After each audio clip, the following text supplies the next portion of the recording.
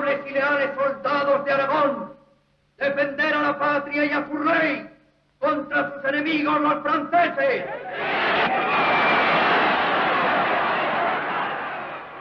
Pues por si alguna vez flaquea vuestro ánimo ante la lucha que se avecina, he mandado grabar en este estandarte la imagen de la Virgen del Pilar. Que no quiere ser francesa,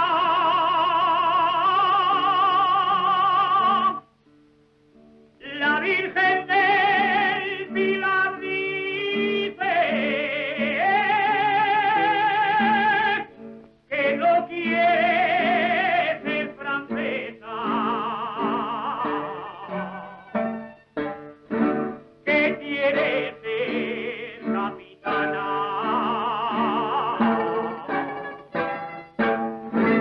de la tropa aragonesa. Qué pequeñica es la Virgen del Pilar, pero qué grande es, Bridiela. Sí, pero no pierde de vista la moreneta de Montserrat, que tampoco es manca. No seáis brutos, que las dos son las mismas. La madre de todos. Entonces, podemos partir. Voy a hacer la presentación y parte usted, ¿le parece, padre? Rezamos primero, ¿te parece? Listo, no hay problema. En nombre del Padre, del Hijo, del Espíritu Santo. Amén. Vamos a rezar la oración de Santo Tomás antes del estudio. Creador inefable, tú que eres la verdadera fuente de luz y de sabiduría y el principio supremo, dígnate infundir sobre las tinieblas de mi inteligencia el resplandor de tu claridad, apartando de mí la doble oscuridad en que he nacido, el pecado y la ignorancia. Tú que haces elocuente la lengua de los niños, educa también la mía e infunde en mis labios la gracia de tu bendición. Dame agudeza para entender, capacidad para asimilar, método y facilidad para aprender, ingenio para interpretar y gracia copiosa para hablar. Dame acierto al empezar, dirección al progresar y perfección al acabar.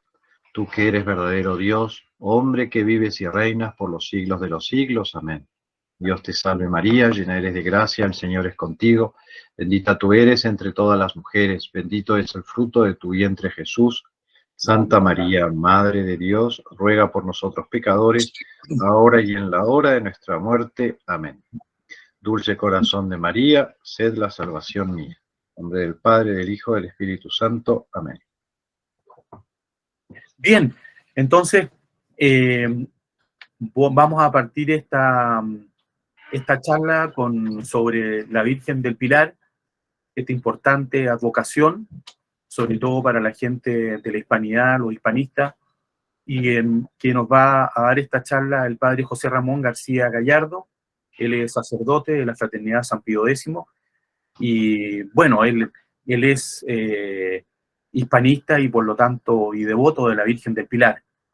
El padre usted tiene doble nacionalidad, argentino y español, ¿no?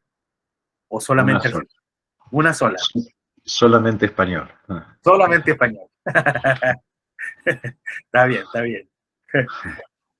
Bueno, padre, todo suyo el auditorio. Bueno, muchísimas gracias, querido Cristian. Yo me someto humildemente a la Inquisición, así que si hay cualquier herejía, no tendré ningún reparo en corregirla. La hispanidad, como todos sabemos, es la dimensión más próxima, más nuestra, de esa porción de la cristiandad. Y esa cristiandad, esa hispanidad, como la entendemos, está estrechísimamente ligada a la fe católica, que se funda sobre la piedra angular que es nuestro Señor Jesucristo. Pero también hay una piedra que nos muestra la relación de la Santísima Virgen desde los inicios de lo que es España, con el inicio del Evangelio, ¿no? Entonces, en ese pilar que se venera en la Catedral Basílica de Nuestra Señora del Pilar de Zaragoza, tuve la gracia de pasar por allí no hace 15 días, y estar muy tranquilo, muy cerca de ese pilar que significa tanto y que nos hace sentir a la Santísima Virgen tan cerca nuestro. Y ese pilar pues es algo que no entienden otros pueblos, les parece realmente asombroso, ¿no? Porque de acuerdo a la tradición católica, después de Pentecostés, después decir de la venida del Espíritu Santo, los apóstoles son enviados a predicar el Evangelio. Y Santiago el Mayor cruza el mar Mediterráneo y desembarca en Hispania. Hispania comprende España y Portugal. Y empieza a predicar la buena nueva, conforme le había dicho nuestro Señor, id a todas las naciones, predicad el Evangelio y bautizad. El que crea y se bautice será salvo, y el que no, no. Ese dogma tan poco políticamente correcto, extra ecclesia nulla salus, fuera de la iglesia no hay salvación. Y desde la edad más temprana de la iglesia se va mostrando la presencia activa de la Santísima Virgen María, que como se va desarrollando la teología nos muestra que es la medianera de todas las gracias. Como lo fue en México, lo mostraba, me decías que el padre Guiscafré lo manifestaba esta relación, es la medianera de todas las gracias. Y es así como cuando en el año 40, fíjense que muy temprano, ¿qué edad tendría Santiago en aquella época? 60 años tendría, 70, vete a saber. La Virgen María se acerca al apóstol Santiago. En aquella época, Zaragoza, lo que hoy conocemos como Zaragoza, se llamaba César Augusta, la ciudad de César Augusto. El apóstol Santiago, que va a ser el primer mártir, el protomártir es San Esteban, pero San Esteban era diácono. El primer apóstol mártir es Santiago. Viajó primero desde Jerusalén a Cádiz, en el sur de Andalucía. Y allí, pues, parece que no fueron bien recibidos su evangelio, y se traslada a Zaragoza. Y ahí sí empiezan las conversiones. Antes estuvo predicando en Granada, ciudad en la que fue hecho prisionero junto con todos sus discípulos y aquellos que se habían bautizado. Y ya, estando en Granada, pidió la ayuda de la Santísima Virgen María, que a la sazón vivía en Jerusalén con su hermano que es San Juan. Y la Virgen le libera a Santiago en Granada y le pide que de Granada vaya a Galicia a predicar la fe para luego volver a Zaragoza. De ahí la relación para la hispanidad, la importancia para la cristiandad del apóstol Santiago, y en particular en Galicia, la peregrinación a Santiago de Compostela. Todos ustedes, quienes seguramente habrán hecho en parte o algún tramo de ese camino. Santiago cumplió su misión en Galicia y luego regresa a Zaragoza, donde pasa muchísimos peligros. Y una noche el apóstol estuvo rezando intensamente con algunos de sus discípulos junto a la ribera del Ebro, que pasa a los pies del Pilar, y pidiendo ayudas para el cielo, porque no sabía si quedarse o huir, o irse. Entonces él empieza a rezarle a la Virgen y le pide consejo y ayuda a nuestro Señor, porque no sabía qué hacer, estaba muy desanimado. Y es así como de pronto ve un resplandor del cielo sobre el apóstol y aparecieron sobre él los ángeles, que entonaban un canto mientras traían una columna de luz, cuyo pie, en medio de un rayo luminoso, señalaba un lugar, y a pocos pasos del apóstol, como indicando el sitio determinado. Sobre la columna se aparece la Santísima Virgen María, Santiago se levantó del lugar donde estaba rezando de rodillas y recibió internamente el aviso de María de que debía erigir de inmediato allí una iglesia.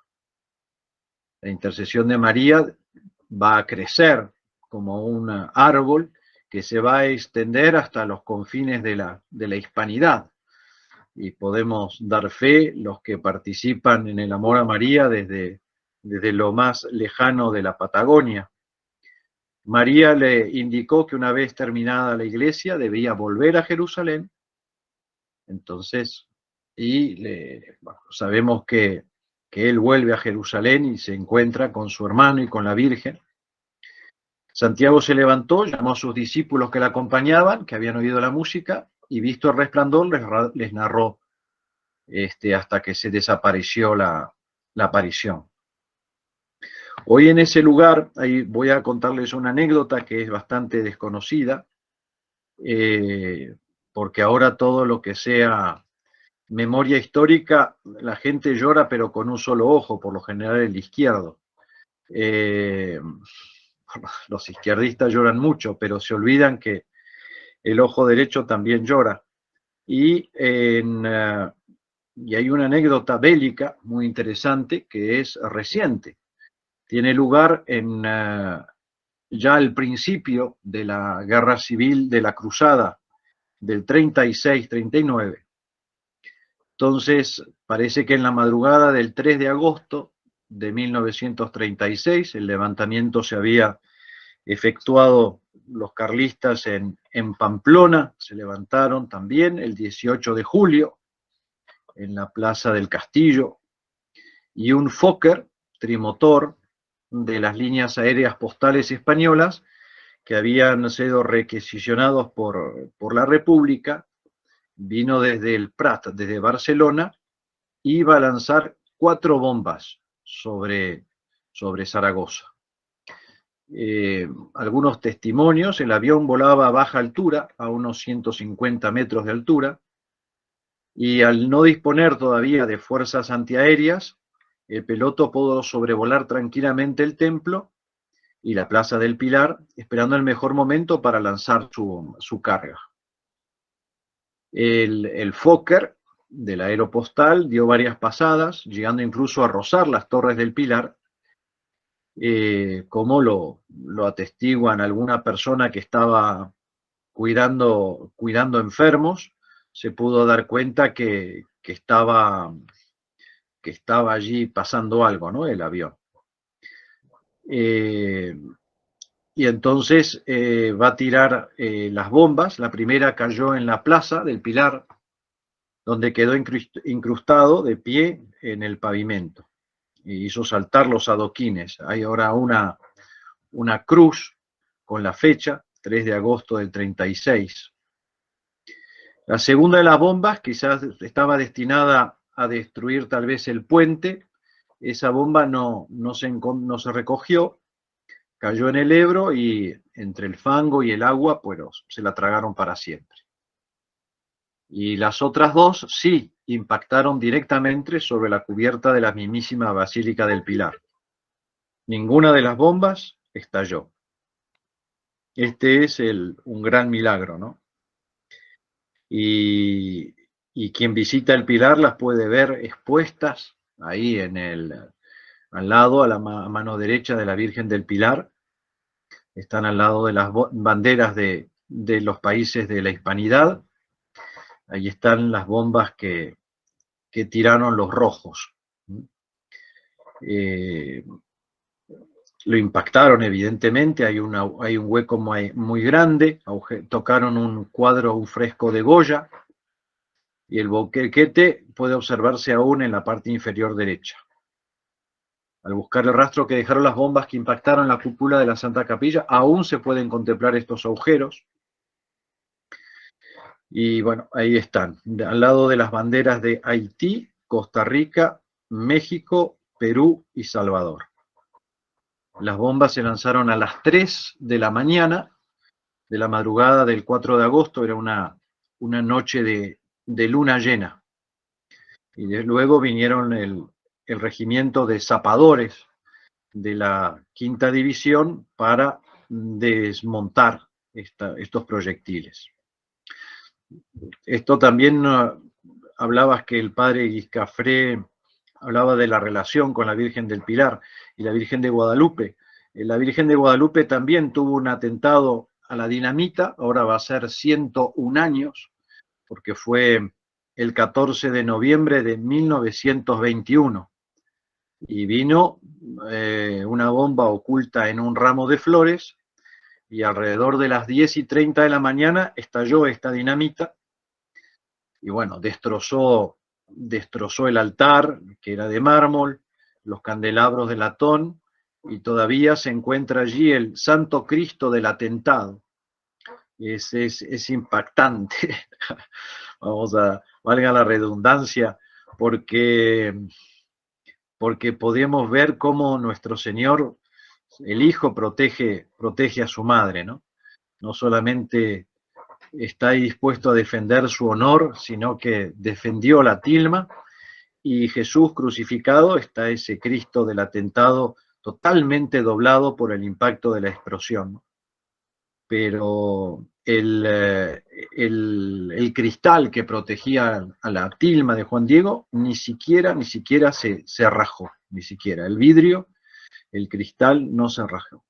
Esto es una anécdota accesoria que en Parangón pues es interesante, porque se ve, no me centro exclusivamente en el rol de la Virgen, que ahora continúo, pero se ve su presencia en distintas advocaciones a lo largo y a lo ancho de esa porción de cristiandad, esa parcela de cristiandad, que es, si podemos decirlo, la reliquia de la cristiandad, que todavía vive, porque todavía hay quienes la honran, la aman y la veneran.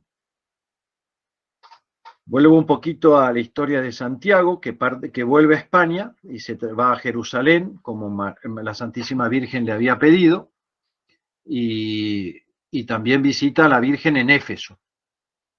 Allí la Santísima Virgen le anuncia la proximidad de su muerte en Jerusalén y lo reconfortó. Santiago se despide de María y su hermano Juan, va a Jerusalén, donde al poco tiempo va a ser hecho prisionero. Lo llevaron al Monte Calvario, fuera de la ciudad, y durante el recorrido fue predicando, y aún fue capaz de convertir a algunas personas. Cuando le ataron las manos, dijo: vosotros podéis atar mis manos, pero no mi bendición y mi lengua. Un tullido que se encontraba a la vera del camino clamó al apóstol que le diera la mano y lo sanase. Y el apóstol le contestó: ven tú hacia mí y dame tu mano. Entonces el tullido fue hacia Santiago. Tenemos que tener en cuenta que su nombre es Tiago, Iago, Jaime, Jacobo, y está unido ya el nombre de San al nombre, ¿no? Tocó las manos atadas del apóstol e inmediatamente sanó. Josías, la persona que había entregado a Santiago, el traidor, el que traicionó a Jesús, se llamaba Judas. El que traiciona a Santiago se llama Josías. Fue corriendo a él para implorar perdón. Y este sí tuvo mejor suerte que Judas. Se convirtió a Cristo. Y Santiago le preguntó si deseaba ser bautizado, y él dijo que sí, por lo que el apóstol lo abrazó y le dijo: tú serás bautizado en tu propia sangre. Y así se cumplió más adelante. Dio la vida por Cristo, siendo Josías asesinado posteriormente por su fe. En otro tramo del recorrido, una mujer se acercó a Santiago con un hijo ciego, que alcanzó para él su curación, obteniéndola de inmediato.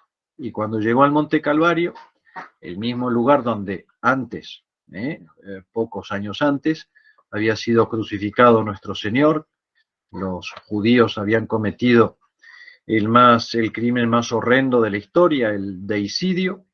Santiago fue atado a unas piedras, le vendaron los ojos y le decapitaron. El cuerpo de Santiago estuvo un tiempo en las cercanías de Jerusalén, y cuando se desencadenó una nueva persecución, lo llevan a Galicia, algunos de sus discípulos. Siglos posteriores y hasta el momento actual son numerosos los fieles de toda la cristiandad que recorren total o parcialmente un tramo de este camino que les conduce al Campus Tele, a Compostela, campo de estrellas, con el fin de pedir perdón por sus pecados.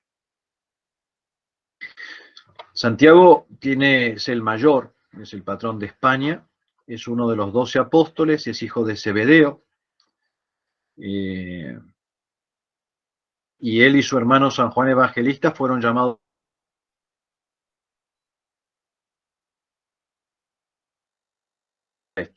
y recibieron el nombre de Boanerges, porque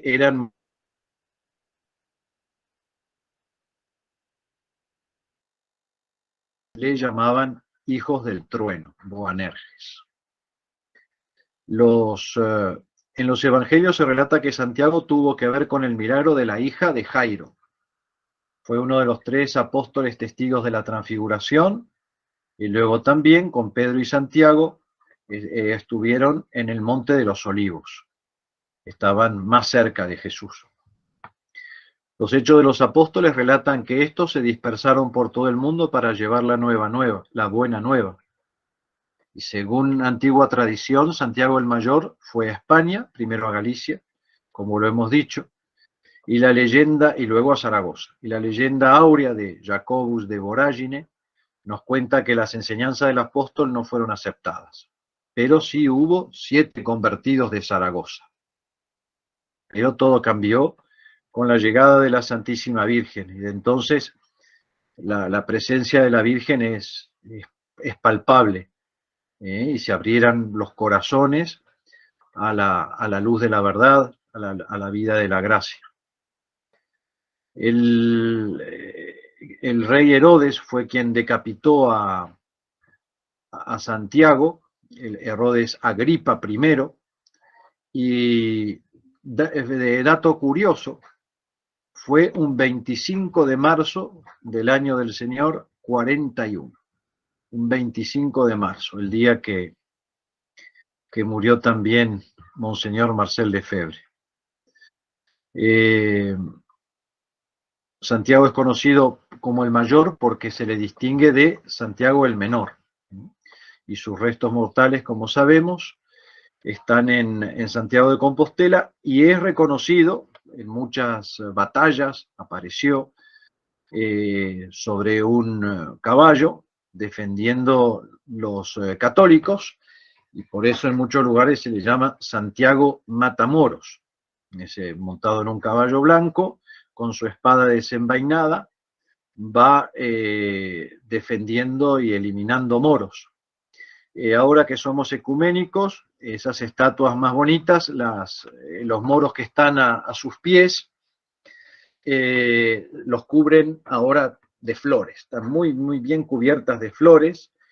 Entonces ahora quieren hacer a Santiago Matamoros, que me imagino que con la espada es Santiago Cortaflores, o va matando flores, parece ser. Pero bueno, esas son las aberraciones ecuménicas. En todo caso, Boanerges, el hijo del trueno, manifestaba pues todo su fuego, y las víctimas fueron los moros. Muchísimas ciudades, ustedes me invitaron desde Santiago de Chile, no por nada, Santiago de Chile. Pero no es solamente Santiago de Cuba, en República Dominicana y en otros países. No voy a hacer la lista exhaustiva porque son muchos, pero el nombre de Santiago está impreso en la historia y en la geografía. La devoción a la Santísima Virgen se halla tan arraigada entre los españoles ya desde épocas remotas, que la Santa Sede permite que se establezca el oficio del Pilar, en el que se consigna la aparición de la Virgen como una antigua y piadosa creencia. Hay que tener en cuenta que la visita de la Santísima Virgen a Santiago se hace en carne mortal, como se dice. ¿Qué quiere decir esto? que todavía no había sido asunta a los cielos.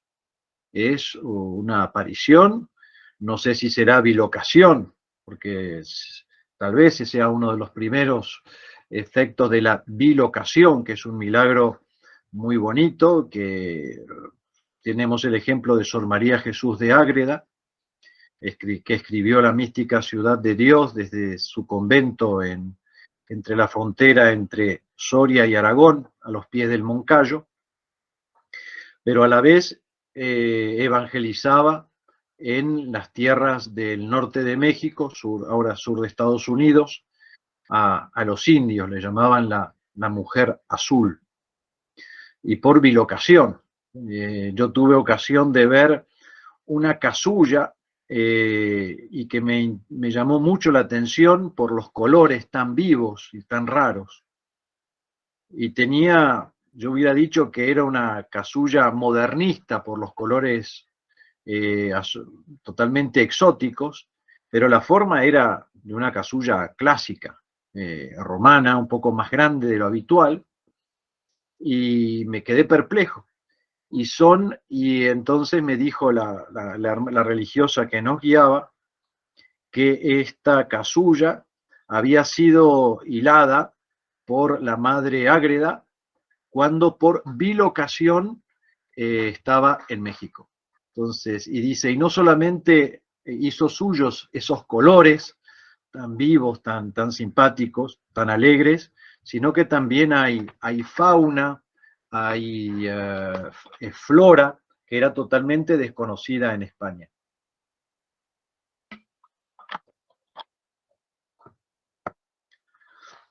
Entre los numerosos milagros que tenemos en la historia de la Virgen de Guadalupe, desde ya en el 1438 se escribió un libro de milagros atribuidos a la Virgen que contribuyó al fomento de esta devoción hasta el punto que el rey Fernando el Católico decía: creemos que ninguno de los católicos de Occidente ignora que en la ciudad de Zaragoza hay un templo de admirable devoción y sagrada y antiquísima, dedicado a la Santísima y Purísima Virgen Madre de Dios, Santa María del Pilar, que resplandece con innumerables y continuos milagros. Entre estos milagros, ustedes pueden encontrar uno que es muy, muy simpático, muy significativo. Se llama el milagro del cojo de Calanda. El cojo de Calanda, alrededor del año 1640, creo. Es un hombre a quien le amputaron una pierna. Dice que... dice así: de boca en boca circulaba como la pólvora un suceso inverosímil y desafiante, algo extraordinario, real, imposible. Y el romance popular decía: Miguel Pellicer, vecino de Calanda, tenía una pierna muerta y enterrada, 2 años y 5 meses, cosa cierta y probada, por médicos cirujanos que la tenía cortada. Juan Pellicer era un vecino de Calanda, un joven de 23 años, que trabajaba es una población del Bajo Aragón, y había sufrido un accidente en el campo mientras segaba el trigo. Y una rueda de un carro pasa por encima de su pierna derecha, haciéndosela trizas, se la hizo añicos. Y teniéndola completamente gangrenada, le fue amputada 4 dedos por debajo de la rodilla en el Hospital Público de Zaragoza. Los cirujanos que le atendieron se pusieron manos a la obra para cauterizar el muñón con un hierro al rojo vivo. Y pienso que sin anestesia, no más probable. La pierna, esto nos puede, a la sociedad moderna tendría que recapacitar. La pierna fue enterrada, como era costumbre, en el cementerio del hospital. En aquella época había un acentuado sentido espiritual por el cual se consideraba que el cuerpo estaba destinado a la resurrección. Así es, y todavía, desgraciadamente, esta sociedad cada vez más naturalista, más atea, Yo tengo ahí al lado de la capilla de Clermont-Ferrand una funeraria en que, como gran propaganda, ofrecen sarcófagos de cartón ecológicos para que no quemen madera. Así que queman el cristiano con el sarcófago de cartón, así va muy ecológicamente a las cenizas. En cambio, en esta época sí se respetaba los miembros, el cuerpo como templo de Dios, y por lo tanto las partes mutiladas debían ser tratadas con respeto y no como simple elemento de desecho. Por eso se encargó al practicante del hospital Juan Lorenzo García, porque todo esto está escriturado por notarios y por médicos, enterraron la pierna en un hoyo como un palmo de hondo, y dice que es más o menos 21 centímetros. Sin pierna, Miguel Pélissier pasó a ser el mendigo del santuario. Tras abandonar el hospital con una pierna de madera y 2 muletas, Pélissier se vio abocado para poder sobrevivir a pasar del prometedor oficio de agricultor a un mendigo de los muchos que había por entonces. Logró el permiso de los canónigos del Pilar para pedir limosna a la puerta del santuario, siendo provisto de un documento especial que le asignaba la categoría de mendigo de plantilla. Ese ya estaba, tenía el permiso de los canónigos y no lo echaban de allí. Y cada mañana Miguel Juan Pélissier realizaba el mismo ritual. Tras asistir a la misa, en la llamada Santa Capilla, se acercaba a una de las lámparas de la iglesia, cogía con sus dedos, mojaba los dedos en un poco de aceite y frotaba el muñón varias veces a modo de masaje. Salía a la calle y se colocaba en la puerta del templo con la prueba de su desgracia, evidentemente bien descubierta, para despertar compasión y simpatía y misericordia de aquellos. Dice que pasaban por aquel día alrededor de 8.000 personas ya en aquella época que venían a visitar a la Pilarica. Pélissier era conocido por casi todos. Para una ciudad tan pequeña como Zaragoza, a la sazón, que contaba más o menos 25.000 personas, no es de extrañar que Pélissier, colocado siempre en la arteria principal de circulación, como era el Pilar, con su muñón al aire, en un cuerpo joven y robusto, llamara la atención y fuera conocido por casi todos los mañicos del lugar. Maños son los de Aragón, es el gentilicio. Y como el diminutivo en Aragón es ico, mañico. El milagro de los milagros, dice, ¿qué va a pasar? El joven lisiado decidió un día poner fin a la dura vida de mendigo y que había llevado durante 2 años, y va a ir a su casa de sus padres en Calanda. E intenta reconducir su vida con un poco más de dignidad. En su hogar, el 29 de marzo del 1640, sucedería algo extraordinario, que más tarde sería calificado como el gran milagro o milagro de los milagros. Entre las 10 y las 11 de la noche, mientras dormía plácidamente, le fue reimplantada repentina y definitivamente la pierna derecha que 2 años antes le habían amputado. No tuvo lugar un crecimiento de la pierna.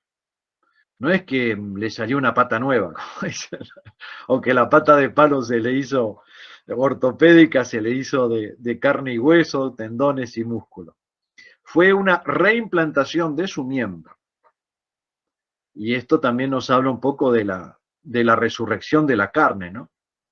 Un suceso único en el mundo y difícil de asimilar.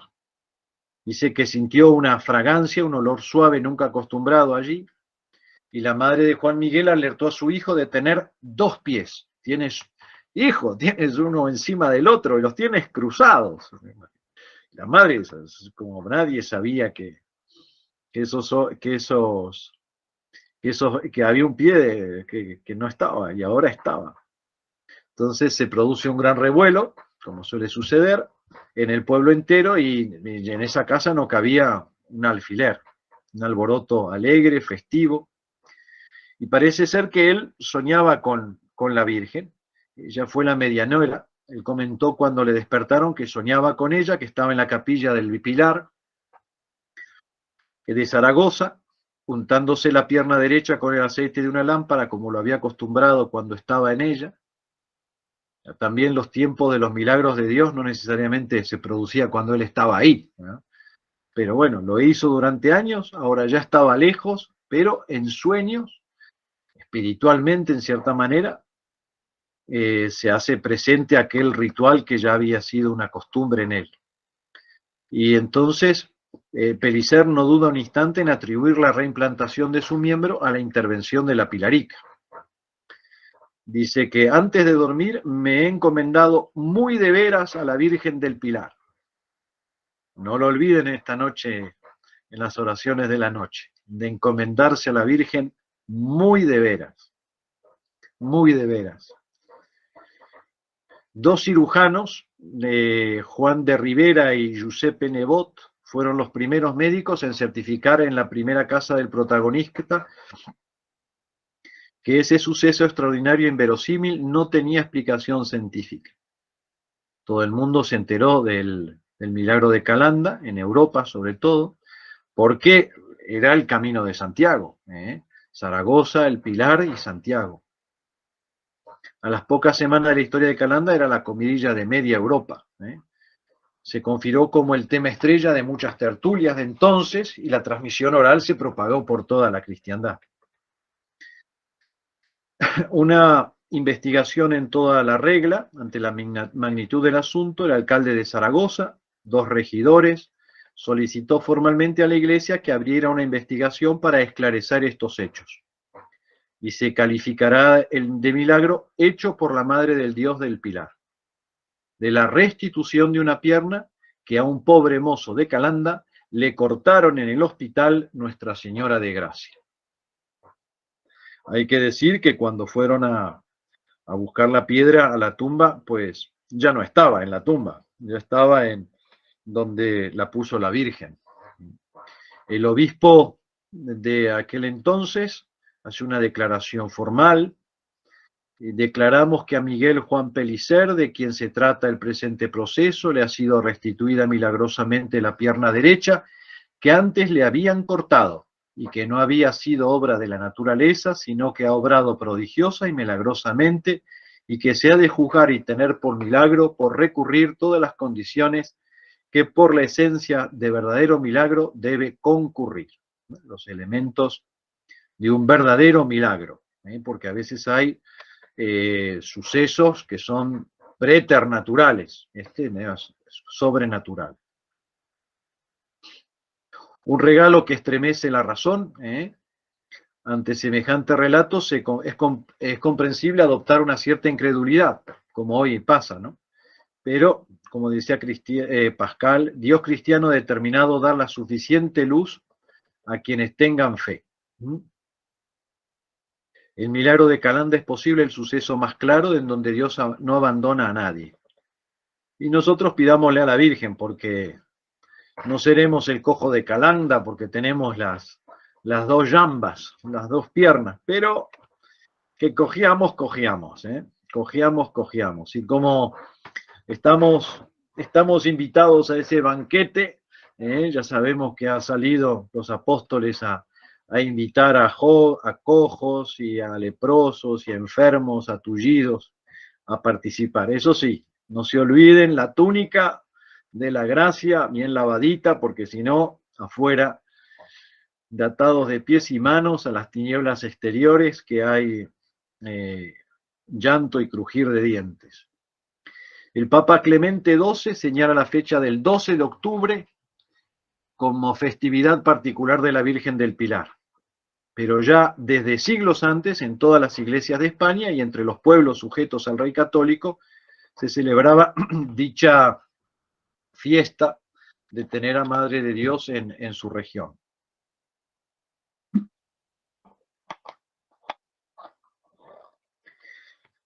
Hay unos rasgos particulares Primero que se trata de una venida extraordinaria de la Virgen en carne mortal, como lo dijimos. A diferencia de otras apariciones, la Virgen viene cuando todavía vive en Palestina, cuando todavía está con nosotros en este mundo. Cosa que non fecit taliter omni nazione. Esto lo vemos en todas las medallas de la Virgen de Guadalupe. Está bien. Algo taliter fecit omni nazione. Evidentemente, como el milagro de la Virgen de Guadalupe en una tilma, no hay en otras naciones. Pero en este aspecto, que sea en carne mortal y dejando como símbolo un pilar, non fecit taliter omni nazione. La columna o pilar que la misma señora trajo para que sobre él se construyera la primera capilla, el primer templo mariano de toda la cristiandad. Primer templo mariano de toda la cristiandad. Es Zaragoza la primera en honrar públicamente a la Santísima Virgen María, construir un templo. Luego veremos en otras apelaciones, como pudo suceder en la Virgen de Luján, que comprendieron que había que hacer un templo allí a las orillas del río Luján, del Luján al Ebro, las riberas, pues allí, a la ribera estaba la Virgen María. La relación entre Santiago de Compostela y Zaragoza es muy grande, el Pilar y Santiago, son dos ejes fundamentales de la hispanidad, de la cristiandad, de esa cristiandad nuestra. Y es muy importante que seamos conscientes que Dios en su divina providencia nos ha hecho hijos de María, hijos de esa tierra, y para que no nos andemos con pamplinas dejándonos seducir por ideologías que nos son ajenas, geografías que no son donde el tiempo y el espacio donde la providencia nos ha dado el existir. Entonces es Santiago Apóstol el que prepara el camino de María en España, pero también lo hace en el Nuevo Mundo. Él es el apóstol de la Virgen María, también conocido como apóstol de la paz. Y en 1519 llegó a Veracruz Cortés, y en la Antigua construyó la primera iglesia dedicada a Santiago Apóstol en el continente americano. También en el 1521 México fue conquistado y Cortés construyó una iglesia en las ruinas de los aztecas que al igual fue dedicada al apóstol Santiago. A esta iglesia era la que Juan Diego se dirigía el 9 de diciembre de 1531, el apóstol, para recibir las clases de catecismo, oír la misa, ya que era la fiesta de la Inmaculada Concepción.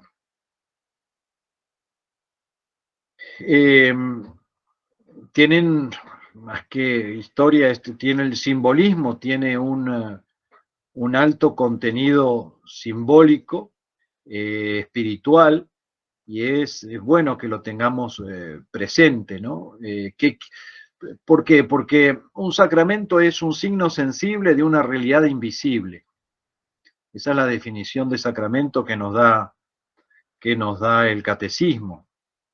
Pero aquí también en esto, que el pilar que en cierta manera es un sacramental que nos ha dejado la Virgen y tiene una realidad sensible, que es esa piedra de mármol que podemos tocar, ya está hecha una llaga, parece, además es un mármol rojizo, y cuando uno toca esa llaga, me siento un poquito como Santo Tomás metiendo el dedo en la llaga del costado de Cristo, pero no es.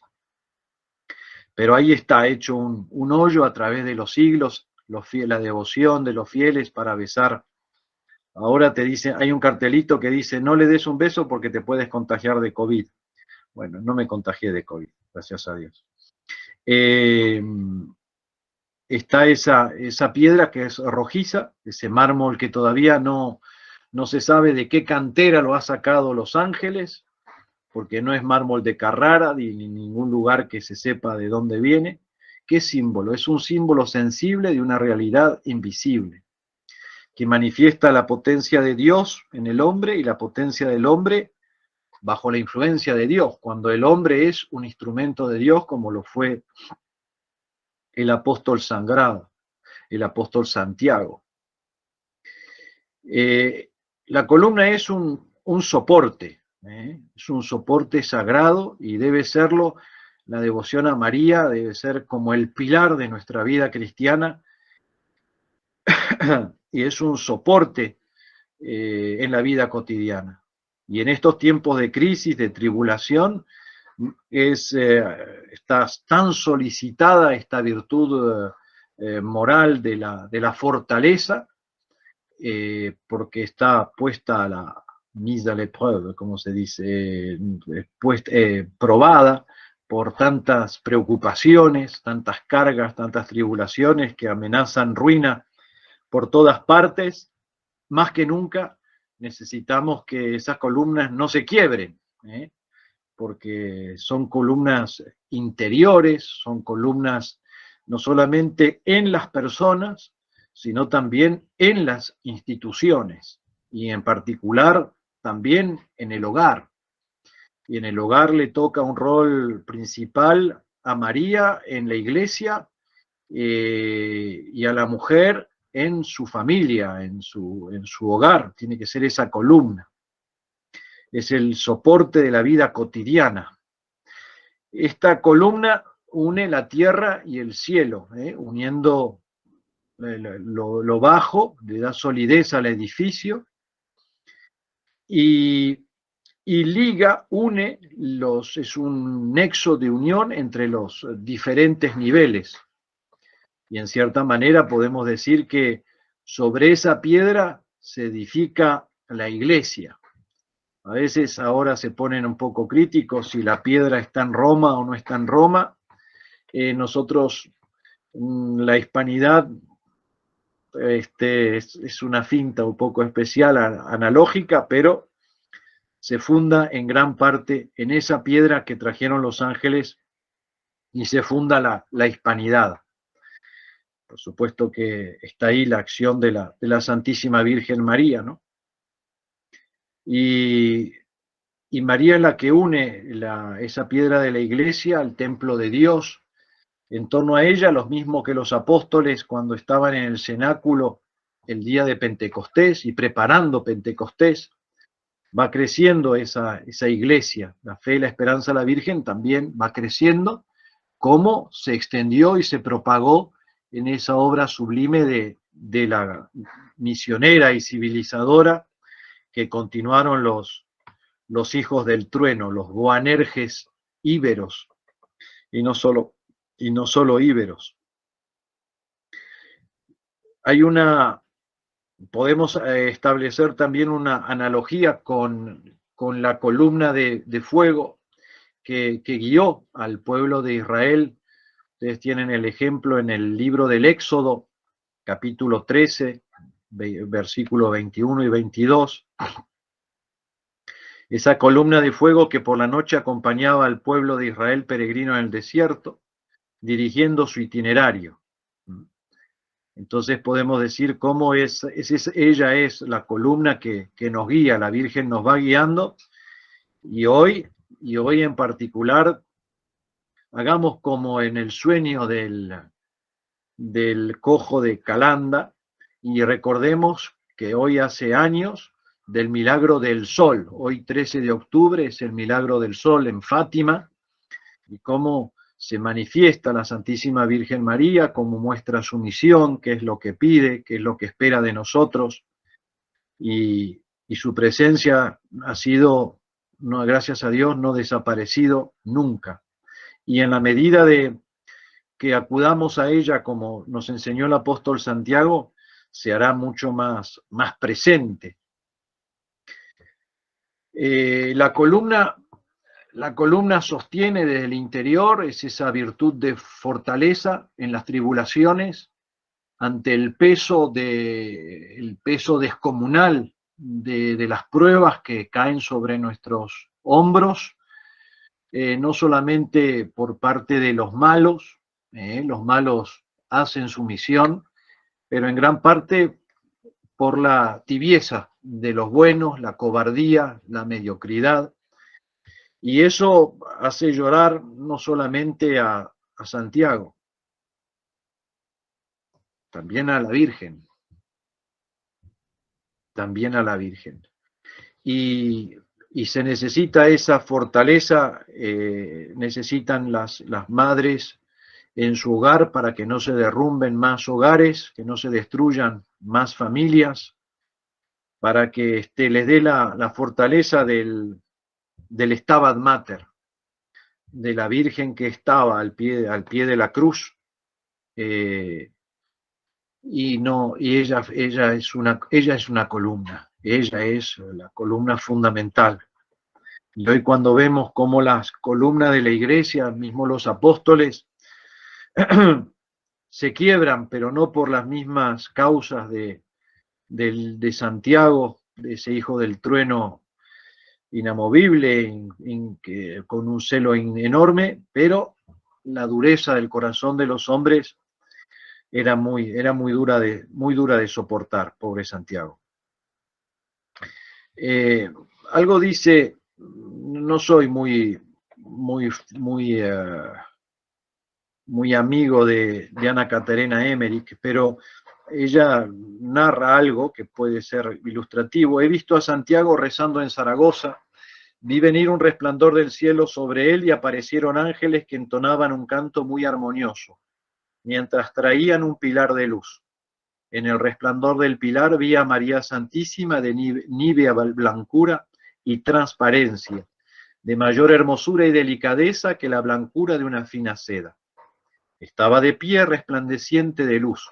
Entonces vi que Santiago se levantó del lugar donde estaba rezando de rodillas y recibió de María el aviso que debía erigir de inmediato una iglesia allí.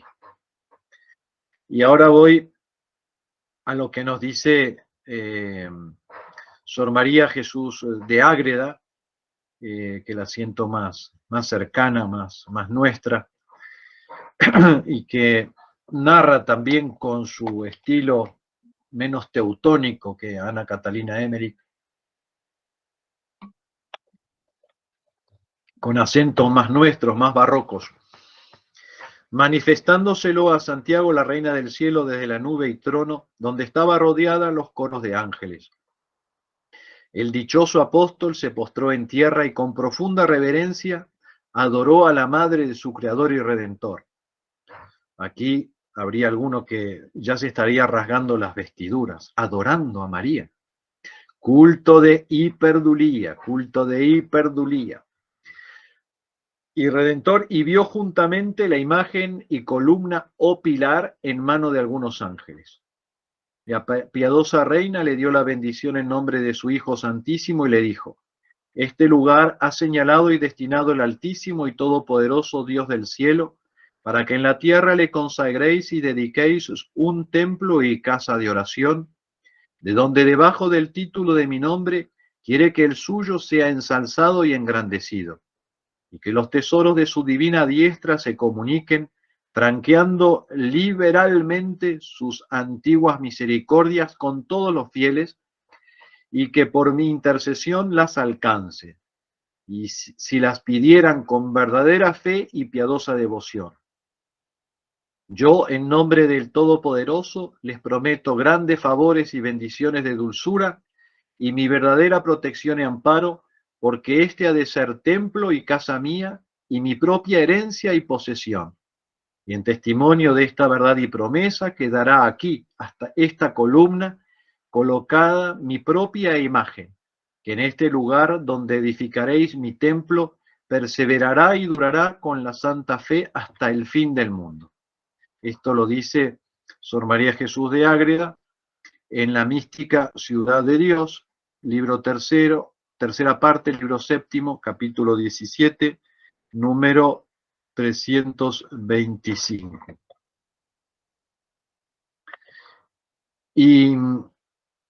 Y quiero acercarme, ya vamos llegando a la hora, creo que ya entonces es hora de ir terminando, ya debería haber terminado. ¿Tú qué me dices, Cristian?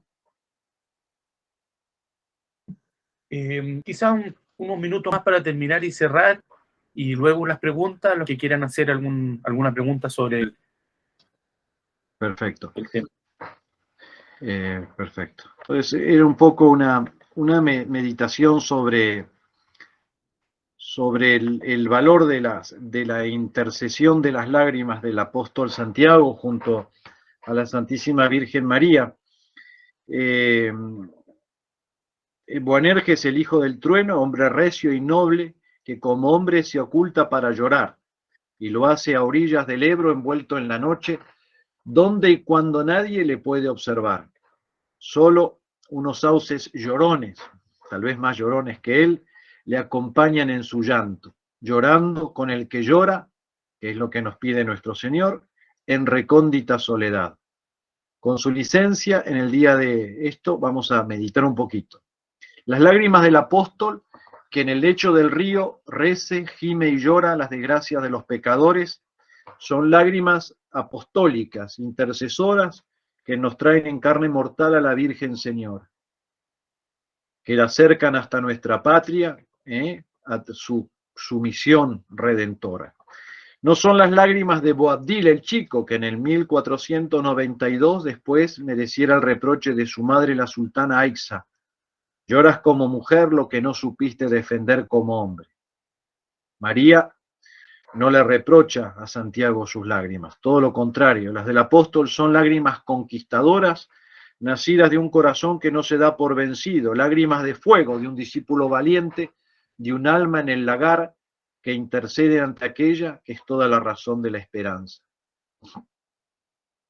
Esa doncella encinta que se da prisa fue hasta donde estaba su prima Isabel, aquella que con festina fue a Ain Karim, ahora ya es una matrona, la señora del Calvario, es nuestra corredentora. Y esa que fue doncella a Ain Karim, viene desde Judea, donde la cuida San Juan, a Zaragoza. Las lágrimas de Santiago la llaman desde España. A ella también la caridad de Cristo le urge, por eso cum festina dejó aquella tierra santa y en César Augusta posó sus plantas para acobijar bajo su manto y dar su maternal protección a toda la hispanidad. Las lágrimas del apóstol de España, el Ebro se la llevó al mar. Son para siempre un camino de estrellas en lo más alto del cielo, infinito itinerario que hoy llamamos Vía Láctea. Los que formaron el estelar sendero que hollaron presurosas sus virginales plantas, por donde ella llegó hasta el apóstol que implora su ayuda y su socorro. Lágrimas que en esta noche nos guían y cual peregrinos nos llevarán por senderos señalados en la cima de los cielos hasta un campo de estrellas, para que en la oscuridad de la fe y las tinieblas que cubren nuestra patria caminemos durante esta noche. Continuemos nuestra marcha por caminos de conversión, penitencia, oración y lágrimas. Nos llevan hasta esas tierras de Galicia, donde pareciera que esas lágrimas permearon hasta lo más profundo sus nobles corazones. Esa sentida melancolía de los gallegos, tan jacobeos, nos enseña a entrar en la hondura del alma para arrepentirnos y llorar tantas culpas presentes y pasadas. Como el tiempo y la lluvia van labrando el granito, así las lágrimas brotaron el rostro de aquel que fue la piedra sobre la cual Cristo fundó su iglesia, el apóstol que lloró a mares sus negaciones, pero el amor de un Dios que nunca cambia, luego de 3 confesiones de amor, le confirma en su vocación. No olvides, Señora, tu amor primero y devuelve nuestra hispanidad descarriada a la senda de su vocación privilegiada. Hoy a los pies de nuestra Madre traemos esas lágrimas, perlas encerradas en rudos corazones para verterlas a raudales a sus reales plantas, pidiendo piedad entre tantos males y perdón para tantas almas. Ayer fuiste compasiva con nuestros mayores cuando eran paganos. Hoy sea compasivo tu corazón con tu pueblo caído en un abismo aún más profundo que el anterior, mucho más profundo, la apostasía, porque es peor que el ser pagano, apóstata es peor que ser pagano. Por las lágrimas de nuestro celestial patrón, escucha piadosa nuestra oración.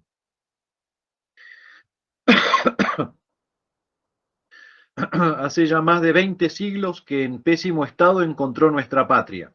Con muchísimo amor limpió, ordenó, cuidó de tal forma que este erial, tierra yerma y hostil, bajo su mirada se volvió un jardín. Con tanto amor la cuidó que esta tierra para siempre será la tierra de María Santísima.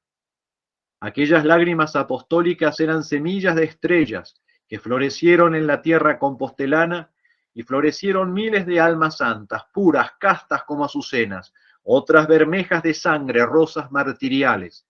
En mística sublime y ascesis heroica florecieron nardos, valientes confesores, intrépidos misioneros trocaron aquellas lágrimas en lenguas de fuego y como en nuevo Pentecostés, inflamados por el fuego que les comunicó el Espíritu Santo, ansiosos como estaban, entusiastas, se prendió en España un divino incendio y en fe y caridad ardieron mundos viejos y nuevos.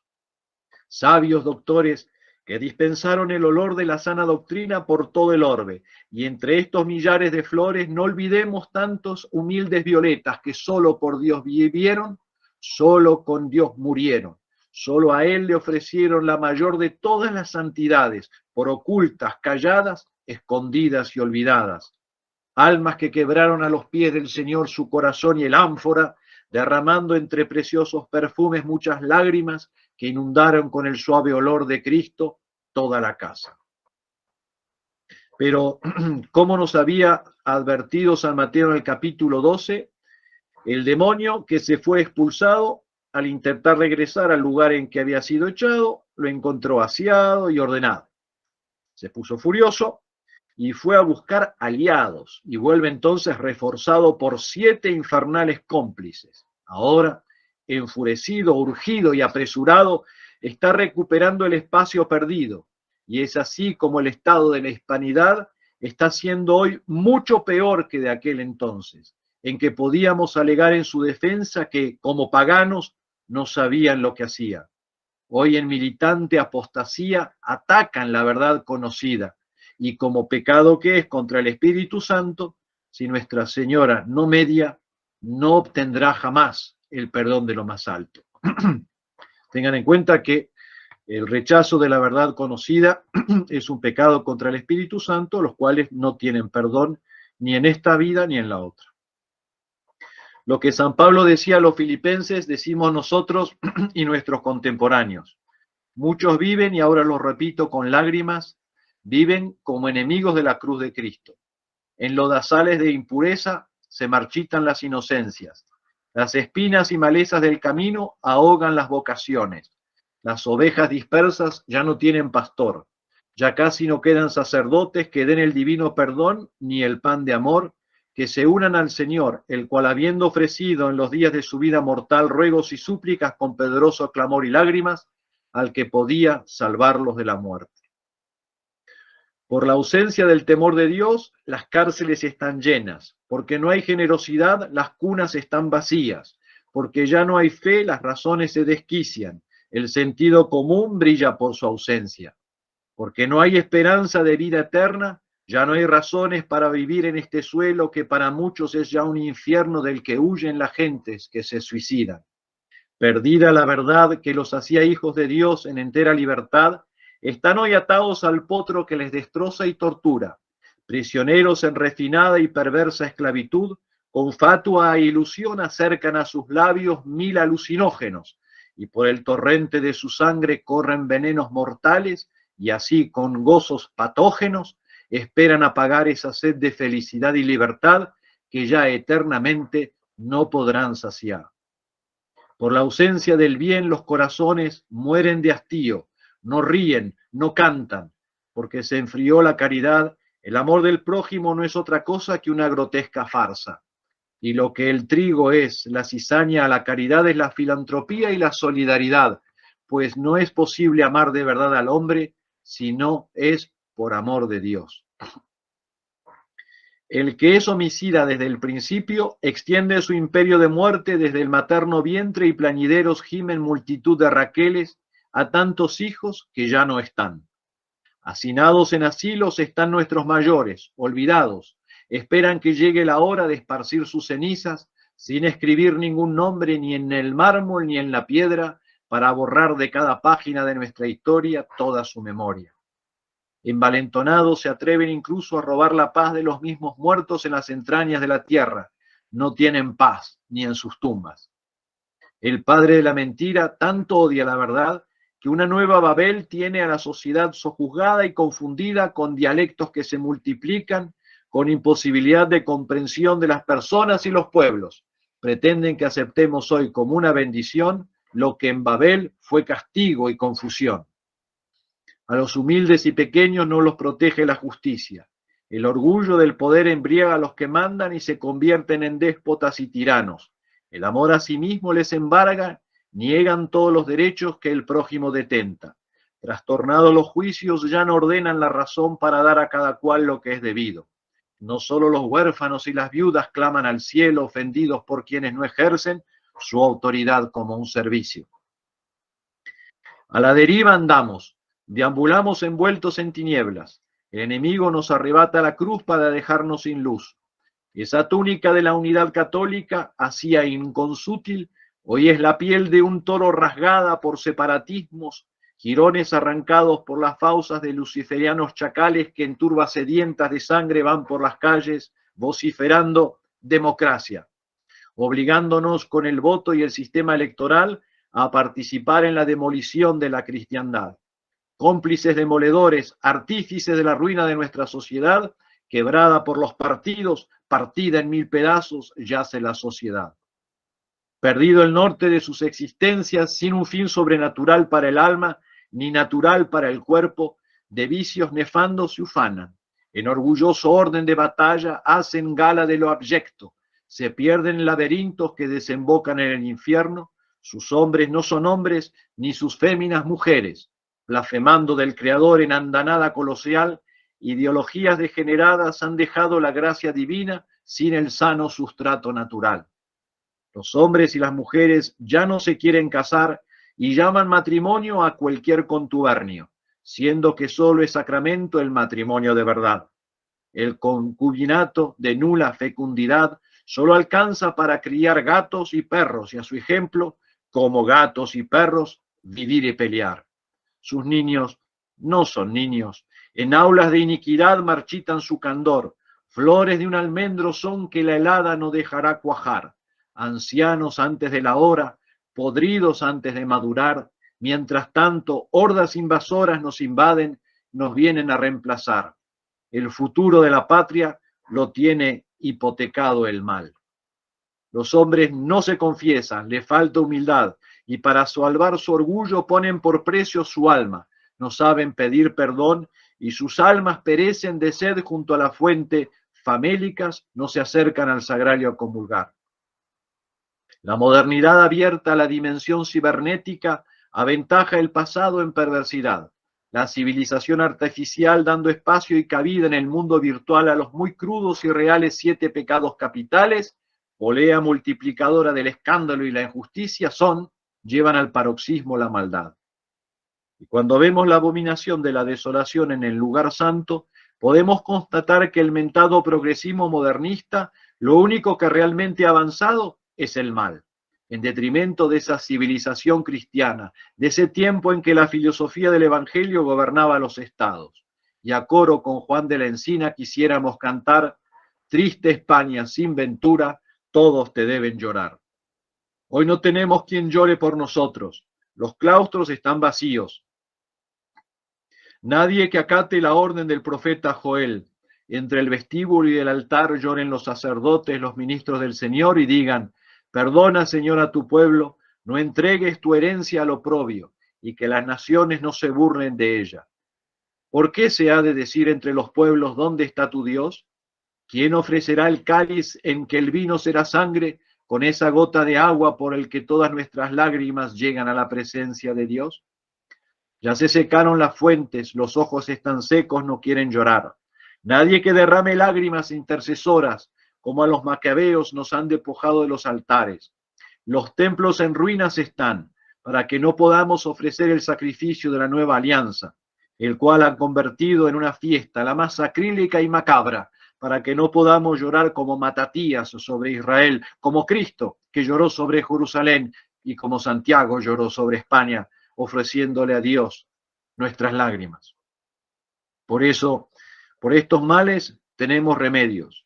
No tenemos otros que aquellos que nos ha dado el mismo Dios, el rezo del Santo Rosario y el Inmaculado Corazón. 50 lágrimas, que una a una se derraman con la sal que preserva de la corrupción, sal divina del Ave María, sal de la evangélica sabiduría, y los evangélicos misterios se vierten a los pies de Nuestra Señora, cuando los heridos de esta vida derraman una a una esas gotas de sangre, que sangre son del alma, las lágrimas del corazón. Cuentas del Santo Rosario derramadas a raudales son lágrimas de redención, tributo de amor, fe y esperanza, que cuando todo hemos perdido, solo nos quedan las lágrimas para ofrecer el rosario para rezar. El corazón de María lleno de gracia, vieron unos niños a Dios, porque ella es el espejo de Dios, como las lágrimas reflejan todo el cielo encerrado en ellos. Esto también nuestro corazón, las lágrimas piden consuelo, siendo que ellas mismas consuelo son. Como consuelo nos pide el Inmaculado Corazón, llorando con la que llora la humana perdición. Las lágrimas de tus mejillas son gotas que salpicaron tu rostro de esa agua que de la fuente divina abriera la lanza del centurión, rocío de redención, doloroso corazón. Podemos continuar, pero ya quiero que estoy abusando de vuestra paciencia, así que encomendándolos a las oraciones de ustedes, hasta aquí hemos llegado en 1 hora y cuarto de paciencia heroica de vuestra parte.